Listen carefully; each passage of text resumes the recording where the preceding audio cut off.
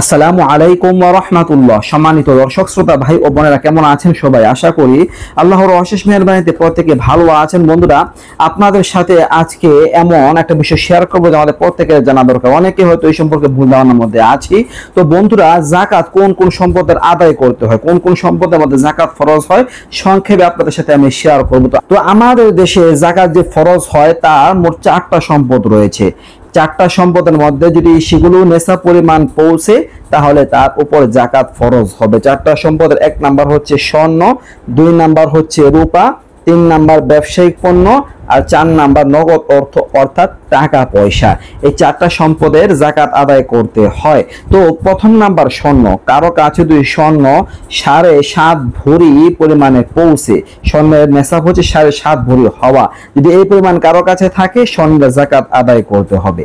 এখন কারো কাছে যদি রূপা 52 তোলা সম পরিমাণে হয় তাহলে তার উপর জাকাত ফরজ হবে। আবার কারো কাছে যদি ব্যবসায়িক পণ্য যেগুলো আছে তার মূল্য যদি 52.5 তোলা রূপার মূল্যের সম পরিমাণ হয়ে যায়, জাকাত ফরজ হবে। আর টাকা পয়সা নগদ অর্থের ক্ষেত্রেও জাকাত ফরজ হয় কখন?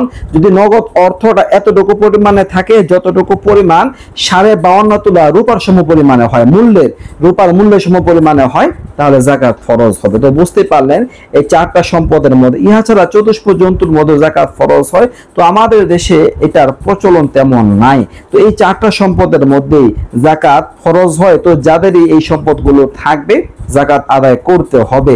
এখন অনেকের প্রশ্ন হতে পারে যে আমার কাছে কিছু স্বর্ণ আছে, কিছু রূপা আছে, আবার কিছু টাকা পয়সা আছে, তাহলে জাকাত আদায় করতে হবে কিনা? হ্যাঁ, জাকাত আদায় করতে হবে। আপনার প্রত্যেকটা দামগুলো মিলিয়ে স্বর্ণ যতটুকু আছে, আধা ভরি হোক বা 1 ভরি হোক, রূপা যতটুকু আছে সেগুলো এবং টাকা পয়সা এই সবগুলো মিলিয়ে টাকার হিসাবে রূপার যে 52.5 তোলা রূপার যে দামটা, ওই দামের পরিমাণে যদি আপনার ওই সবগুলোর দাম পৌঁছে যায় তাহলে জাকাত ফরজ হয়ে যাবে, যদি 1 বছর অতিক্রম করে।